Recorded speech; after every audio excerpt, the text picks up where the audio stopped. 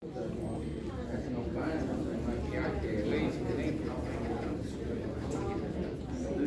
evening, everyone. Thank you for coming. It looks like a good turnout tonight.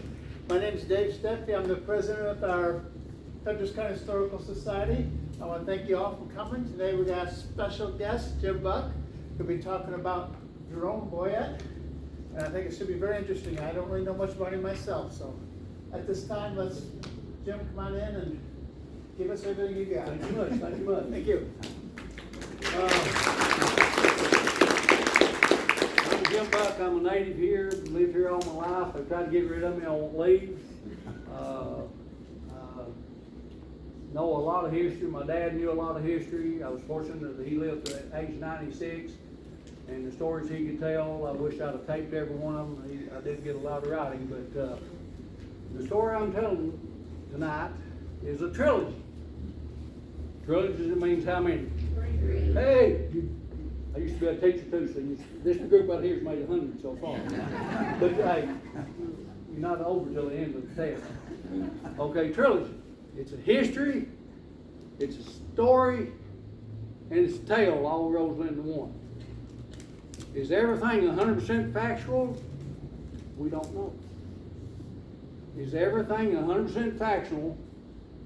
We don't know. I'm going to ask you a question, you answer it. Is everything 100% factual? We don't know. One more time. Is everything factual? We don't know. That's key because we're going to use that a lot. We don't know. Are there any lawyers in the room? Raise your hand. Oh my goodness. They're missing out on fortune. Because I guarantee I have the perfect lawsuit to make an untold number of dollars. Untold, more than any lawsuit's ever made, because this is a perfect lawsuit, and it's a done deal. We'll get to that later. The title of my story is Unanswered Questions. So many in this story, there's so many things that what? We don't know. There's so many things that we don't know. It happened over 90 years ago, 1933. Witnesses, all this, everybody's gone now. That's 90 years ago. So finding out the true facts, I'll tell you why, that probably never will be known. But anyway, let's go back to 1933. The Depression. I don't see anybody here is in the Depression, but I know my father was, and they like to starve to death. He said it hadn't been from cornbread and molasses. They ate twice a day. They'd been hungry. I always thought I knew what hunger was. I have no idea what hunger is. Cornbread and molasses twice a day. The Great Depression, stock market. Did it have anything to do with here? Absolutely not. Nobody had any idea what the stock market was. Maybe they're selling cattle or hogs, and that's it. And most of the families here were just like my parents. The next door and everything, they were hungry. Depression hit, loss of jobs. Of course, most of the families here were self-supporting. They raised their own hogs and grew their own crops. Some of them worked. However, there were no jobs except one place. Out in an area called no business. How many of you ever heard of no business? Raise your hand. Have you ever been to no business? Raise your hand. Okay? No business. And it's named that because if you don't have anything going on there, you have what? No business. No business being there. That's where it got its name, and it's no business. They had a lumber company, Stearns Coal and Lumber. Can you hear okay? Stearns Coal and Lumber Company had a camp there, and they were, you see the trees we harvest here. Can you imagine a virgin forest? Trees that have never been cut. And I don't know if a lot of you, I know the younger group don't know it, but the main tree in this area used to be the American chestnut. And it was huge. So they had these big virgin forest trees that they were cutting, Stearns Lumber Company, down in camp number 14. It was down in no business. If you wanted a job, you get a job. The hours were long, but they did pay. So you could go down there and get a job. They even brought a train from Oneida and everything in to take people back and forth. That's in the haul their logs too. Okay. About this time, down in the no business area, there lived a family called the Boyett family.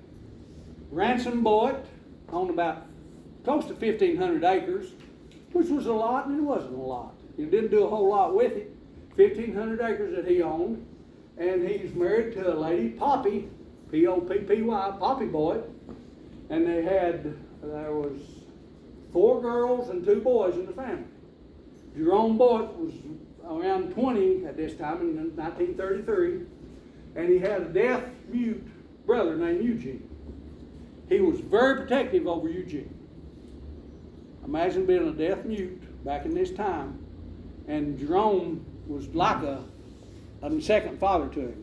You didn't pick on Eugene at all. Jerome fell in with bad company. The Boyett family kept a guy at their house that actually, a few years later, committed murder, and they had to put him away. Jerome fell in with this guy's good friends, and he idolized him and wanted to be like him. Jerome, all over the upcoming area, Jerome Boyett had a reputation. 45.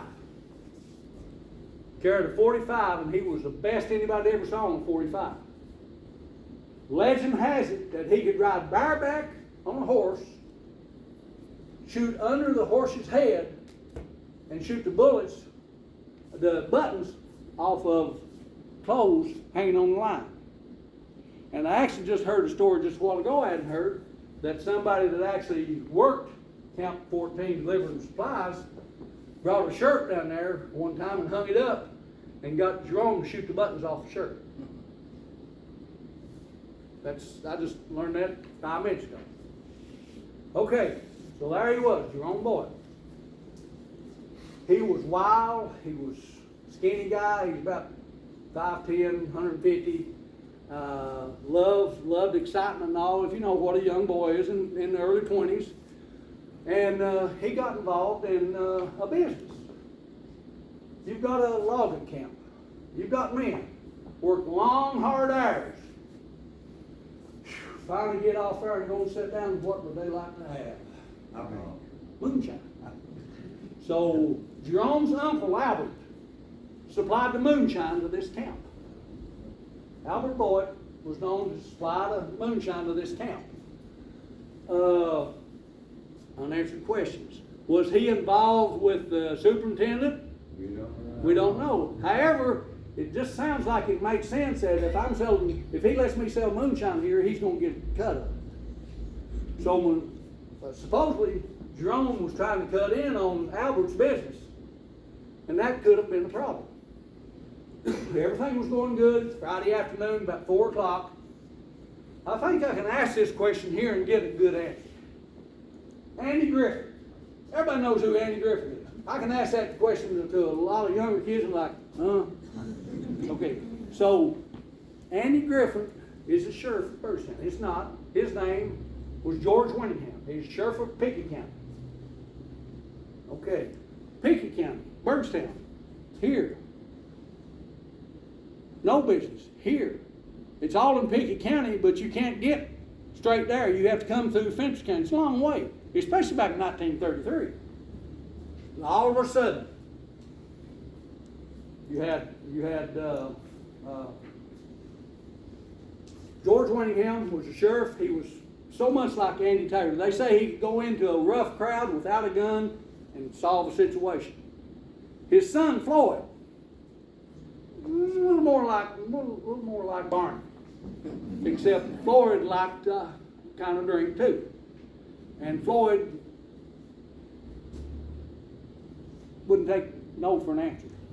He'd get involved in anything, and he was known to cause some problems. Anyway, about 4 o'clock that evening, phone rang. 1933 Sheriff's Office, Pickett County. Hello, what is it? J.W. Tillishaw. He's a superintendent at Camp 14 in no business. Sheriff, you got to come quick. This Jerome Boyett. He's killed somebody. He's got a knife. He's going to kill somebody else. You got to hurry. And hung up. Friday afternoon, late, got a call. This boy's killed somebody. So they went to get some help to go. Made a posse. Bam Garrett was there and went, and of course you had George and you had Floyd. Floyd didn't want to go. He wanted to go home and eat, and his dad said, "No, you're going." Bam Garrett went, and they tried to get two other people, Smokey Taylor and Dual Story, and they had excuses where they couldn't. One wouldn't go with the other, and neither one of them went. So those three people headed out. Long trip to go all the way to camp number 14. They got to camp number 14.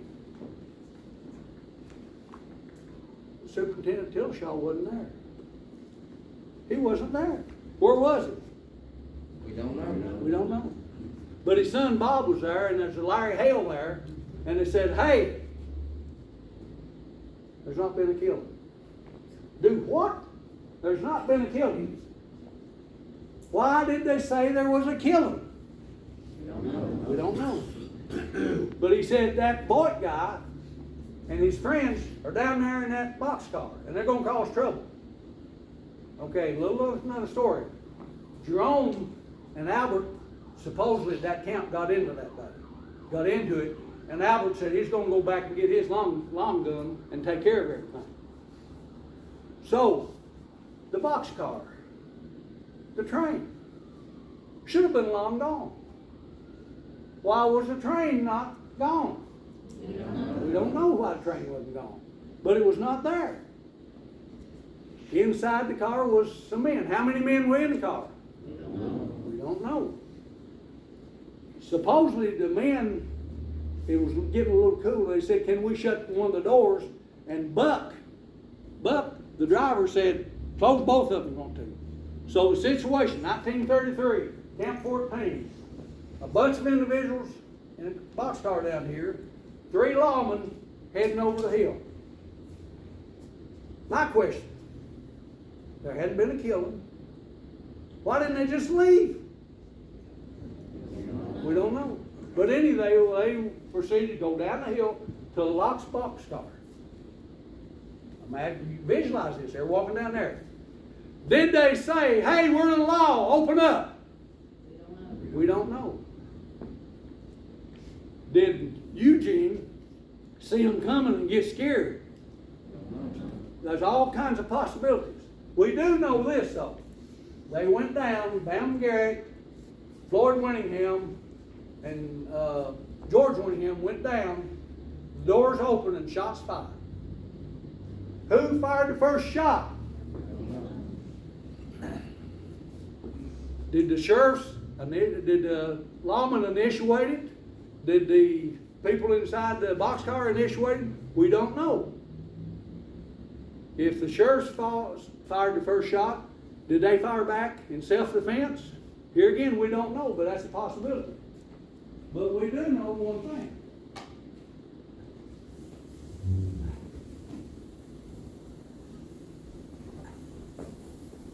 I could have got that note there, couldn't I?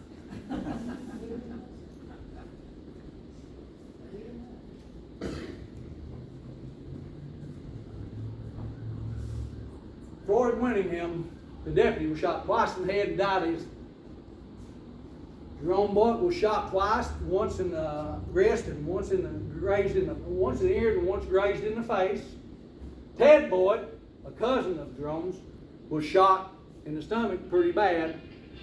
Eugene was shot, didn't say where, but Eugene was nicked. So at least 3 of those, there's 2 Crabtree boys, a Terry and somebody else that they know were in there, but there may have been more. But when the shooting stopped, everybody took off. George Winningham was shot in the gut. George Winningham shot in the gut. Of course, this wasn't, you didn't have a cell phone call, "Hey, there's been a shooting here." It took a while for the message to get back to Byrdstown. When the message got back to Byrdstown, it said that George Winningham had got killed and Floyd was shot. No, the other way around. The sheriff had got killed. The next day, oh, goodness, there we go. That's fine. I've got more over here. Unless they're not good. Be patient with me. The next day in Nashville, George Winningham died. Sheriff and the main deputy of Peake County, Tennessee, got killed. You could ask the majority of people in Peake County right now if they ever heard of this, and most of them would say no. That's sad. I mean, I'm not promoting shooting, but it's sad that you don't know your history. But they got killed. Jerome and them took off. Okay. Floyd had a brother who was George's son that was sheriff of Clinton County, Kentucky. He was sheriff there. So he came over to investigate. What authority did he have? Clinton County, Kentucky, he came to Tennessee. He had none whatsoever, but it didn't matter. That's his dad and brother, and he's going to take care of it. So he got a big group together in the courthouse. They met several times, and they formed the posses. Were they real posses or everything, or were just vigilantes? We don't know how they were. But anyway, they formed groups, and they did detailed plans to go and try to find Jerome Boyett. First thing they did was they went to Jerome's house, held Poppy and all the kids and Ransom Boyd hostage, thinking Jerome would come in. They stayed there several nights and never did. How can you do that? How can you take over somebody's house? You can't. They hadn't done anything, but they did anyway. Had more meetings. Came back, had more posses. They'd go out to your house. They'd go, in the middle of the night, they'd come to your house. They'd pillage and plunder, go through everything. How'd that make you feel? You're just a neighbor. You're kinfolk. They do your house. It just went on for a long time of terrorizing Scott County. Scott County felt like they loved the Boyd family. Felt like Jerome was not in the wrong. That he probably did it in self-defense, or he may not have been the one shot. So Jerome was hiding out, and sure, people were hiding him out. But Scott County, did not care a thing about Pickett County. Pickett County didn't care a thing about the people of Scott County, because they weren't helping to try to find this killer. Hatfields and McCoys, wasn't it? Okay. So, the new Sheriff Bilberry, where am I out here? Sheriff Bilberry's a kid with them Bilberries. Sheriff Bilberry was a very nice man, but he didn't want a whole lot involved in this. He wanted to run his county and not be involved much. But Willie Winningham, or somebody, we don't know who, convinced them to go and bring the Boyd family to Pickett County for questioning. No problem with that. However, they kept them in the jail. Not locked up or anything. Actually, Floyd lived in the jail, and when he was gone, their family moved out, and they were stayed there in the jail. And Sheriff Copeland treated them real nice.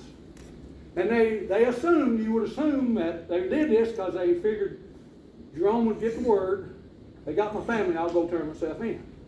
Didn't happen. So after about a week, whoever, probably Willie, decided to let Ransom go back to his house and tend to his farm, and to come back Friday and bring Jerome with him. All this time, the rumors have that they were communicating. Jerome was communicating with his kin to let him know what he's doing. They's hiding him out. Whether that right or not. But anyway, Jerome was still on the run. So Ransom left. Went. Friday came back. No Jerome. How'd that make everybody feel? Not very good. So Sunday, they said, Ransom, go back one time. Friday, you come back and you bring Jerome with you. So Ransom left. When he left out of the sheriff's office, there was a whole row of men. How many in a row? We don't know, but they all had guns. And they all explained to Ransom, it's your life or his. That's the situation. Friday came. No Ransom. Saturday came. No Ransom. Sunday came. The neighbors went over to check on Ransom. The doors were locked. They saw something laying on the bed. There was a cup by the bed, and there was a key to the bed, but everything was locked. They opened up the window and went through, and there was a ransom. The stench, they said, would knock you down. Worst smell ever been. Hardly recognized his body because of all the flies. So you can imagine that. Ransom had red marks around his neck. In the barn there was a rope. Could he have been hung? Could he have been hung? We don't know. We don't know. Oh, we did know one thing though.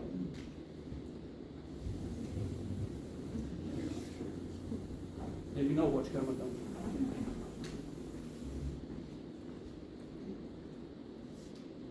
Ransom Boyd was dead. This is back in 33. We don't have the cell phones, you don't be able to communicate, but within 3 hours there was supposedly 400 people at Ransom Boyd's house. Local people, and at least half of them had a long gun on them. And they assumed some of the Pig County had done this. Well, the word got back to Sheriff Bilbrey, and somebody decided, hey, we need to take the Boyd family back. Told Poppy they were all tore up, that they let it back. And Sheriff Bilbrey and the family and one more deputy, I forgot who it was, went with them. And of course, the state of mind Poppy was in, all tore up. Within a mile of the Boyd house, you had people lined up on both sides of the road. More guns than they'd ever seen at one time in that area. And Poppy said, listen, Sheriff Bilbrey has treated us very nice. You be patient with him. He's not involved in this. I can guarantee you that. And they walked in, and of course, she saw her husband there. Here again, that stench was unbelievable. A deputy from Scott County called Maynard King came over and picked out a little jury and had an inquisition. And they finally came up with a verdict that Ransom Boyd died viciously to unknown assailants.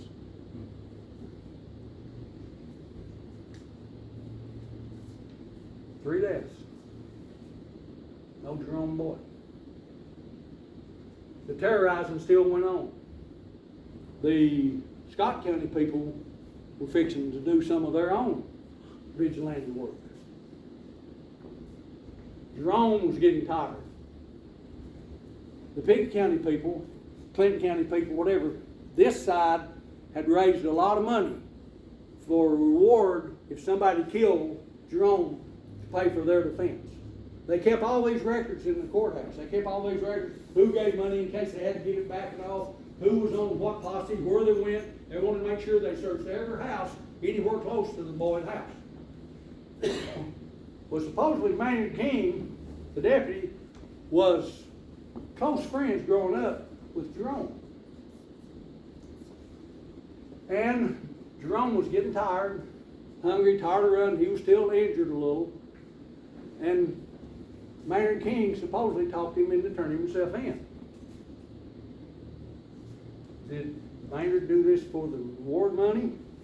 We don't know.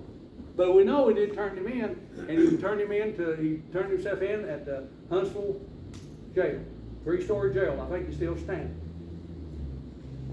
So word got out and they promised him he would be safe there. A lot of the people wanted him shipped over here to Jamestown, Crossville, or even Nashville, said his safety will not be good over in Scott County. It's too close to Pitt County. So there he was in jail. Trial was going to be the following Monday. And Jerome wanted to be there because his mother and his family there. She could come and take care of him and everything. And his clothes, can you imagine how filthy they were? Us being out that long. This is in June. The other thing was in April. So she brought him some new clothes for his trial. About that time one night, Winfield. Anybody know where Winfield is? Up above Oneida.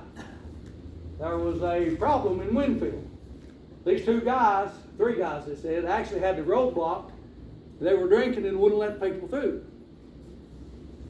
So, the sheriff there, John Thompson, and his son, Esther, and a deputy named Terry went up to see if they could stop this. Harvey Winchester was the one up there, him and his friends causing problems. They got up there and gunfire erupted. Gunfire erupted. Oh, what's going on?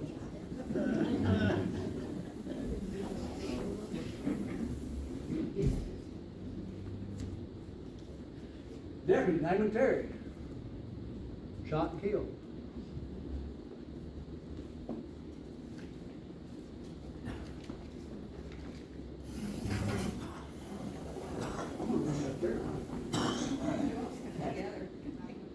Esther Thompson, Sheriff Thompson's son, was killed. They finally arrested Harvey Winchester. All these reports are kind of like ticks on a wild dog. Too many to believe, however. It's reported that Winchester didn't even have a gun. It was reported that one of the officers actually shot their own Esther. We don't know, but we do know that they had Harvey Winchester in the Scott County Jail on the first floor. They had Jerome Boyett on the third floor. Scott County people were very upset now at the Winchester. Of course, Pitt County was upset, so this was an explosive thing about to happen. It's going to erupt is how what's going to happen. You had Scott County mad, you had Pitt County mad. They wanted justice. It's reported, here again, we don't know. It's reported that they were afraid that they'd see that Esther was killed by friendly fire.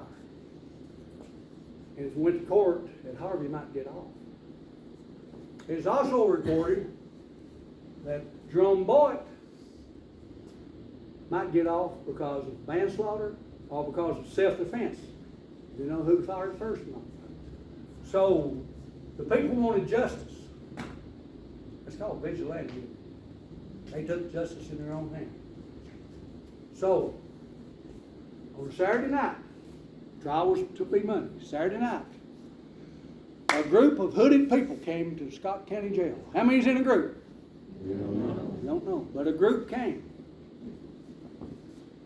Different reports. One said they came in unmolested, everything, but the story that I've had more often is the sheriff was not there. Where was the sheriff? The jailer was there, and they came in and they beat him up pretty bad. Sheriff's wife came in and they told her, "You better get out of here." She went back in her room. She went out to the window and started hollering. There was people out there who said, "You better shut up or there'll be more trouble." This is midnight. Funny thing, Jerome Boyett and Harvey Winchester was in the same cell. Imagine that. They were in the same cell on the third floor. Whoever broke in, supposedly the jailer, when he was getting hit, flipped off one of their hoods, but he didn't know the guy. But these people came in, knocked the jailer out, got the keys, went straight up and unlocked him. They knew what key to use. How did they know that? I don't know. But they proceeded. If you got a loose chair, get ready, I need a couple more. They proceeded to take them out early Sunday morning. Yep. Just wait a minute, I'll holler for you. But they would take them out. And here again, we don't know exactly what happened. But it appears that these two, Harvey Winchester and Jerome Boyett, were stripped naked, had a rope around their neck, running them around, beating them through the briars, whipped them, stabbed them, shot them, hung them, and burned them. You hear that? Whipped them, stabbed them, shot them, hung them, and burned their bodies. Weird thing, nothing was reported till the next morning. Time frame between when they took them out and when it was reported. Why did that happen? We don't know. So, I need 2 chairs.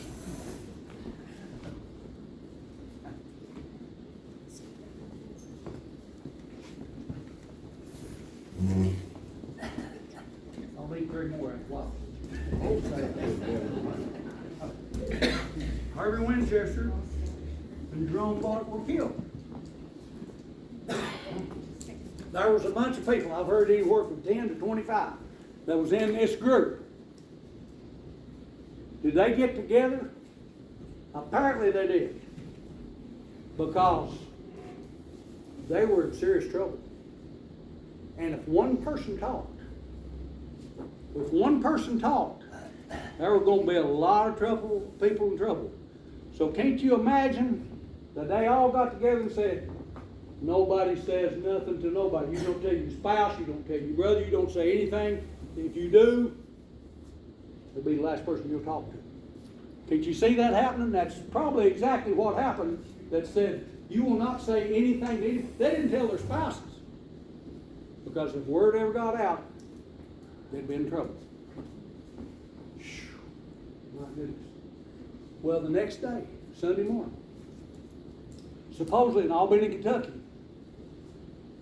Sheriff Winningham, and they didn't know where Sheriff Winningham was that night either. Didn't know where the sheriff of Scott County was, didn't know where Sheriff Winningham was. But the next morning, Sheriff Winningham and his deputy supposedly went down to a resort because there'd been some problems. There'd been a shooting. A funny thing, the owner of the resort didn't know of any shooting. But supposedly, they got down there, and when Herbert Markham, who was the deputy, was getting out of the vehicle, he dropped his gun and shot himself. Went through his hip and up and killed him. Bring me another chair. Chair, I have trouble with that word. Seat, bring me another seat.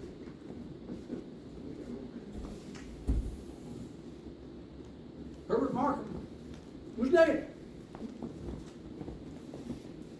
Didn't notify his dad till about 10 o'clock that day. This happened early in the morning. However, they did an autopsy.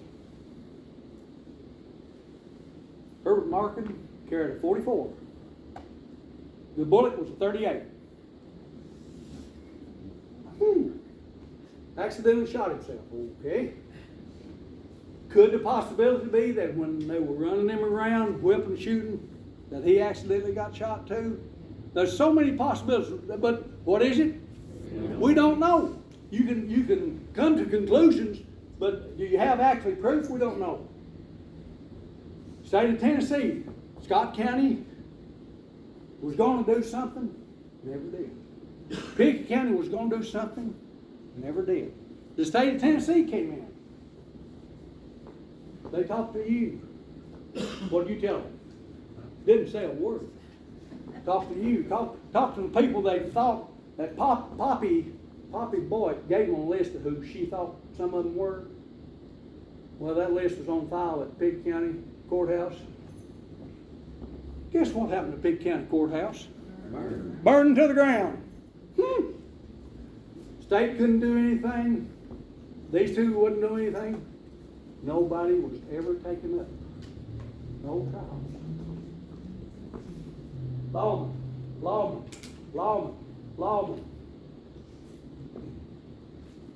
Lawman.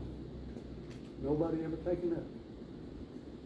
A short time later, the deputy, Maynard King, yeah, here it comes. You saw it coming, didn't you? Maynard King got into alteration with some of the board deputies at Scott County. Maynard King was killed. This is true stuff, people. This is, if it happened anywhere else in the world, it'd have been books, movies, and all this. He got killed. Short time after that, Willie Winningham had been called to go out to a disturbance. And him and the guy both got into it. Willie shot him. The guy shot Willie. I'm running out of cards, so this will be the last. That's good. Willie Winningham died. Was some of this group afraid that somebody might say something or something was about to come to a head and they nipped it in the bud? We don't know. But we do know that there were 10 vicious deaths and nobody ever charged or taken up. No court. Actually happened. Whew. This is a story that I tell.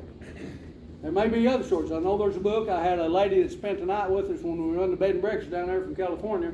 She's a professor. She's doing stories on it. Of course, by this time, trying to interview somebody, anybody involved was already dead. The others didn't know anything about it because the people didn't talk. They didn't tell their spouses. You know, how can you manage not telling your spouses? But you knew that if you told, you was probably going to be dead, your family would be dead, and you know, you'd be more chairs out there. Exactly right.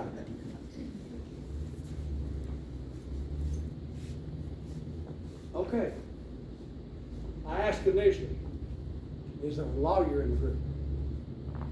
Are you a lawyer? You came in late. No, okay. I just had to ask. I thought maybe got your law. Anyway, no lawyers. The perfect case, right here. The perfect case. Gazillions of dollars. Has anybody ever heard of a town called Las Vegas? What's the motto in Las Vegas? One button knows, raise your hand. What's the motto in Las Vegas? Raise your hand. What is it? Loud. What happens in Las Vegas stays in Las Vegas. What happens in Las Vegas stays in Las Vegas. You know when Las Vegas was formed? Around 1950. When did this happen? 30s.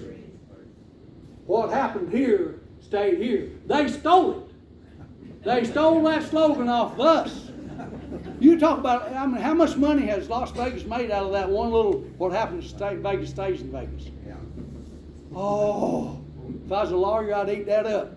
You know, just name your price. Appreciate your attendance. Appreciate your listening to me. I talk a lot. I probably left out some things. I found some people here from Clinton County that know some of the stuff, some from Birdstown. The guy that had the shirt that was shot at Jerome Boyd. There's this, like the story I read, the number of ticks on a stray dog. There's that many different stories and possibilities. What actually happened, unanswered questions, we will never know. Never know. I'm sure somebody wrote all that down. No, might have, but I doubt it. They took it to their grave. And everybody was satisfied that they were afraid that Jerome would get off. They were afraid that Winchester would get off. So instead of waiting on the trial and taking a chance, they took it to themselves and took care of the situation. Right? Nope. A lot of this wasn't right. Legal? So much of this stuff's not legal. But it happened. And to this day, like I say, so many people do not know the story. Anyway, any questions?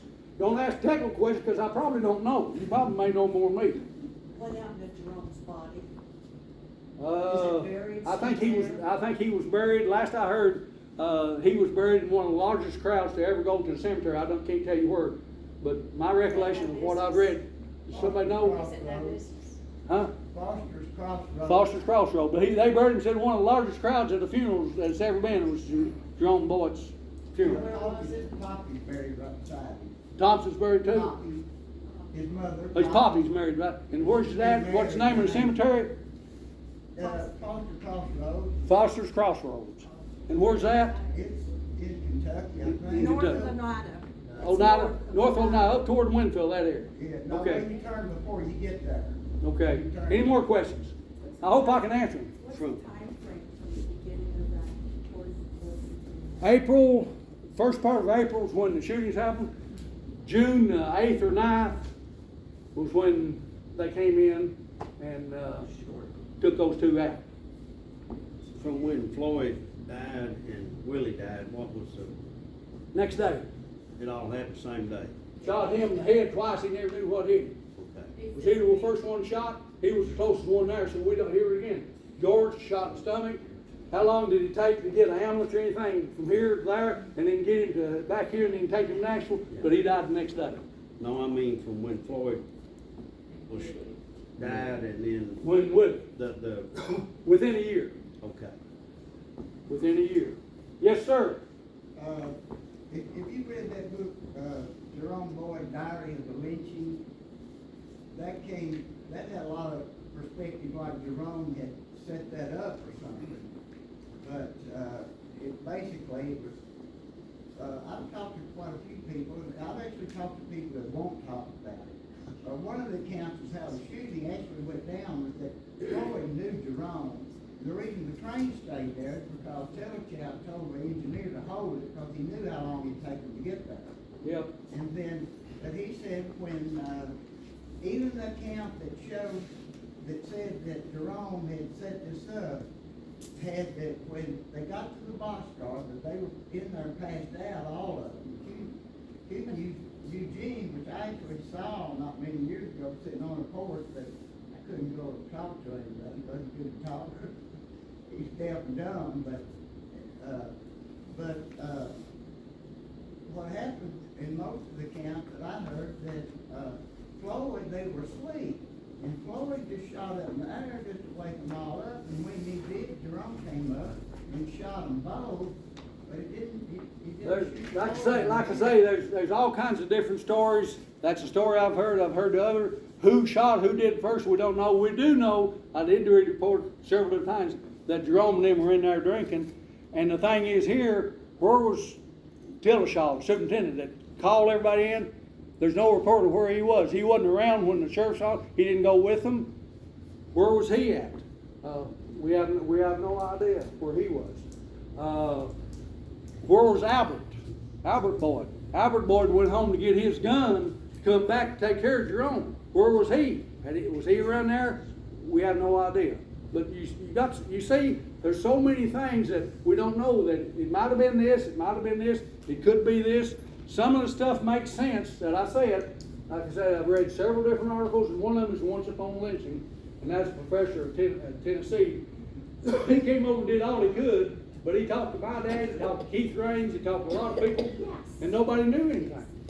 Or if they did know, they wouldn't say it. I just wondered where they got the perspective that it was a thing about Jerome set that whole. I've never heard that.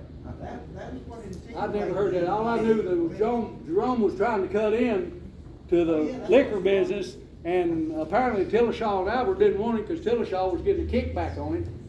And Jerome whipped Albert. He went home to get a gun. So he may have been something involved in there. Yes, ma'am. Who was the building man that was the sheriff? Who? The building man, what was his first name? Was it Cotton? Was it Cotton? Cotton Builder. Cotton Bilby was the sheriff. No, he was the son. He was the son of the sheriff. 9-year-old. Now, he's son. 9 years old. What was the sheriff's name? You remember that? I don't know what his dad's name, he was, And Mr. Bilby. But Mr. Bilby tried to keep out of it. Did Mr. Bilby want to be kept out of it? Or did Willie Winningham and then not let him? I can see that both ways. I can see Willie say, this is my thing, you ain't doing nothing. We're going to take care of ourselves. But it's odd that all the records there, and it may not have anything, it may be just pure coincidence that the courthouse burned. Was there any connection to Harry Winchester, to Boyd, or where was he from? Don't really know. Up in the Winchester area is all I know. It wasn't really related. It just happened. He happened to be at the circumstance and that happened. So at that night, they got both of them. Was some of this group, was some of them Pickett County, was some of them Scott County? We don't know, but it's a good assumption that they had got together and said, hey, this may not go the way we want it, we'll take care of it. Here again, story, tale, speculation. A lot of history, but there's a lot of assumptions. You gotta assume this happened, you gotta assume that happened. Yes, sir. One thing I've always heard, a buddy of mine's 90 years old. His brother worked at the Rock Creek lumber camp out there. He lived in a house across from the fire tower at the park. He worked there when this happened. And he said, now Carl's never read none of these books, so I believe his account to be what his brother told him. He said that it was dusky dark at night when George and Floyd and them come down there and they was holding a lantern. Supposedly started firing in there amongst them. And they didn't know if it was Albert or the police or who it was, and they just breathed the drunk shot. He Yeah. wasn't sure that it was He a wasn't, lie. yeah, see, that's what we said, we don't really know. And coming from Pickett County there, by the time I got there, it'd be dark, so that makes a lot of sense. and coming down. Eugene saw lights coming down. I could see him getting upset. And the people from Peake County had the fear that he would get off on self-defense, or the worst case manslaughter. They didn't want that to happen. Yes, sir. Where is Camp 14 located? No business. No, Camp 14 is off Camp Black 14 House Mountain Road. Black House Mountain Road. Yeah, there's a Camp 14. Okay, road there. it's no business area, but it's Black House Mountain's where it was. Okay, I learn something every day. Been in Black House a lot. More questions, and understand you asked a question, I don't know. All I'm doing is taking research from several different areas and putting it together and assuming a lot of stuff. Yes, ma'am. When I look at those names and I see men, I think about the women, how they were affected by this. I go to the Cope Cemetery decoration when I was young, and my daddy was kin to the Winninghams, and he told me this story all my life. I didn't listen like I should have. 3 of the Winninghams killed. Yes, and those women were so affected, they couldn't stay in Pickett County because it was notoriety. They couldn't handle it. And, I don't know about the others, but, it makes me wonder where they One of the went. things just branches out, it can touch the lives of so many people. Sure it The can. Boyd family changed the way they spell their names, and that's a common practice in the hills, different things, they change. what they ETTE spell. and ATT, I saw it in accounts from papers in Nashville and other places that you never find it the same The only spelling. thing that I saw that was common in quite a few things I've read about the actual shooting was that when Floyd shot and Jerome shot him, the first thing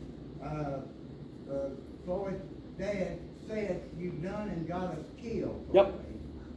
After Floyd got shot and George got shot, it is in that paper I read who said, "Floyd, you've done got us killed." I heard that Yep. in the ambulance. So, was Camp 14 not in Pickett County? Yes. Okay. Yep.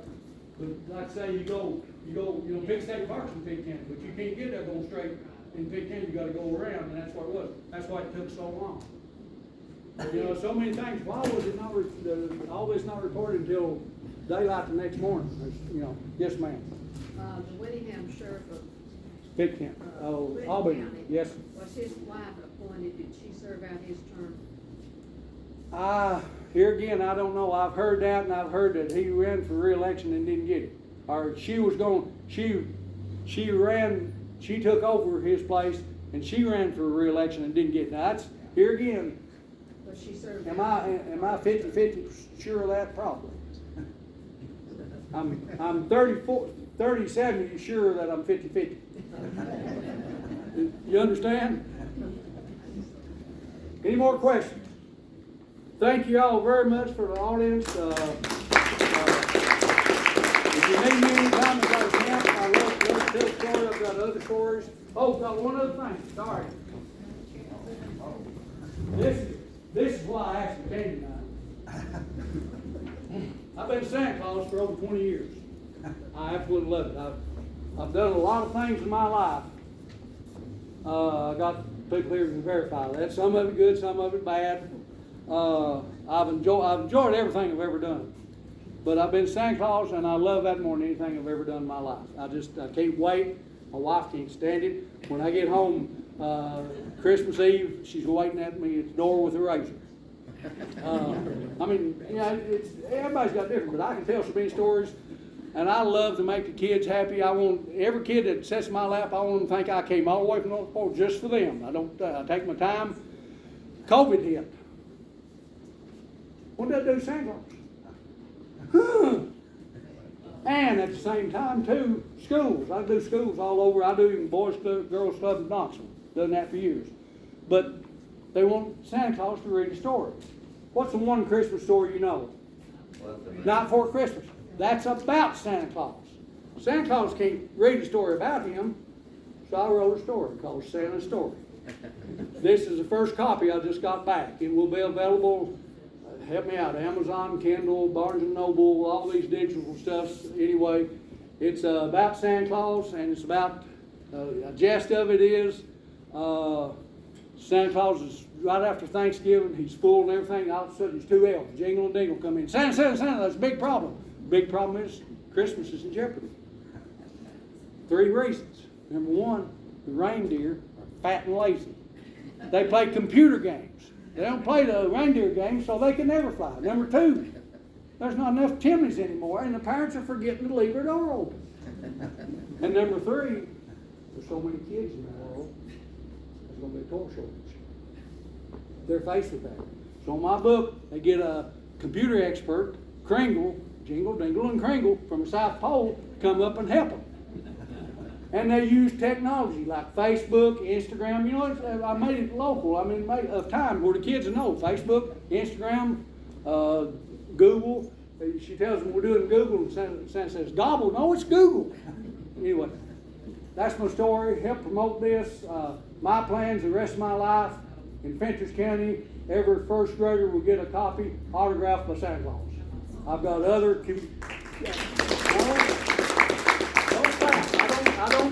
I don't do it for praise. I do it because I love it. I do it because I absolutely love it. I can tell so many stories.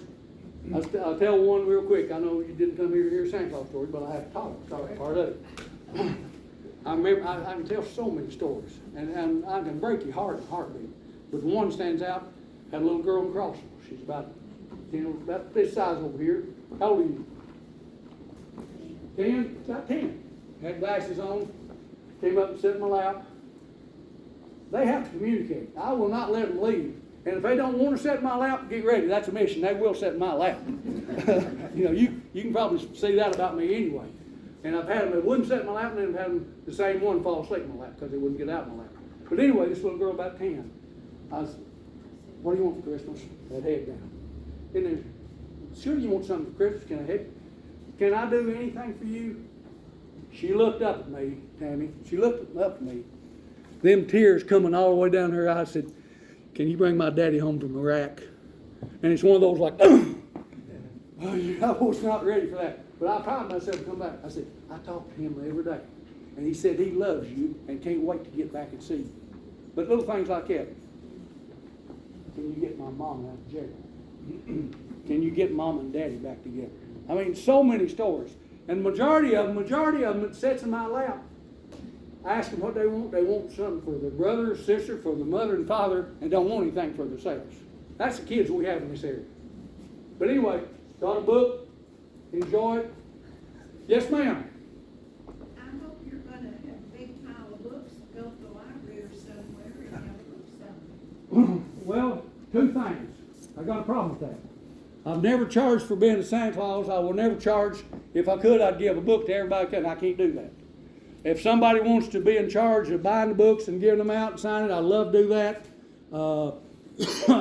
I'm trying to get in touch with Imagination Library. Would that not be a good book for Christmas?